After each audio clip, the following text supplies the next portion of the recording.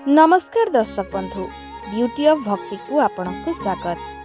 श्रीहरि दुई मानव अवतार है श्रीराम और श्रीकृष्ण। श्रीराम पाखरे 12 कला थिबा बेले श्रीकृष्ण पाखरे किपरि रहिला 16 कला। श्रीहरि एही दुई अवतार रे किए श्रेष्ठ आसंतु एही भिडियो रे जानिबा। श्रीरामंकर काहींकी 12 कला, श्रीकृष्णंकर काहींकी 16 कला।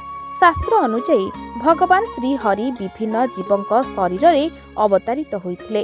त्रेतया जुगरे श्रीराम, तापरे द्वापर जुगरे श्रीकृष्ण।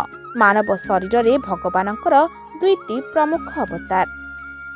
भारतीय जनमान रे भगवानंकु एही दुईटी रूप रे पूजा करा जाय।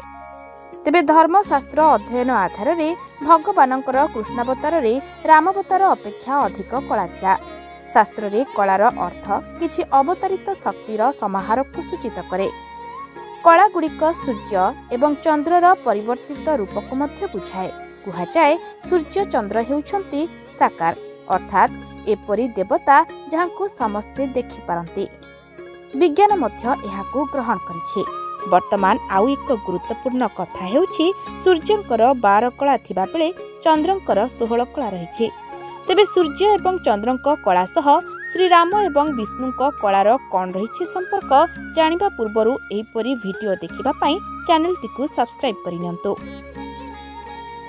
तेबे श्रीराम भगवान विष्णुंक सप्तम अवतार बोली विवेचना करा जाय, जे 12टी कला सहित जड़ित थिले।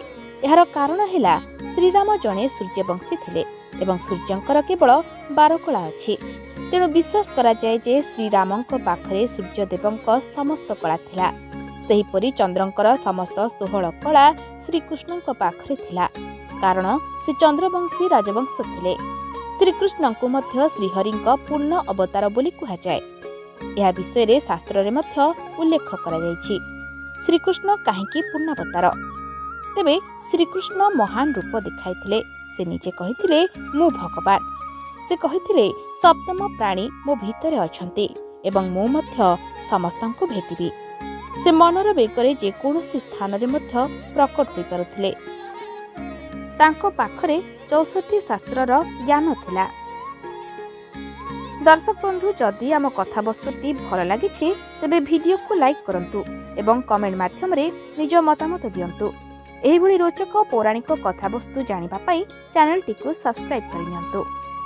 जय श्री राम।